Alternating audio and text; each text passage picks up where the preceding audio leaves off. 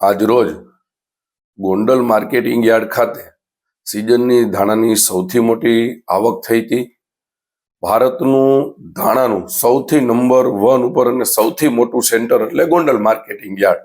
આજે ગોંડલ માર્કેટિંગ યાર્ડમાં 1.5 લાખથી 2 લાખ ગુણીની ધાણાની આવક થઈ છે અને સમગ્ર સૌરાષ્ટ્રમાંથી ખેડૂતો ધાણા પકવવા અને ધાણા વેચવા ગોંડલ માર્કેટિંગ યાર્ડમાં જ આવતા હોય છે. કારણ કે ગોંડલ માર્કેટિંગ યાર્ડમાં ધાણાની ખરીદી કરવા સમગ્ર ભારતની અને વિશ્વની મોટી મોટી કંપની, મસાલા કંપની ગોંડલ માર્કેટિંગ યાર્ડમાં ખરીદી કરવા આવતી હોય છે.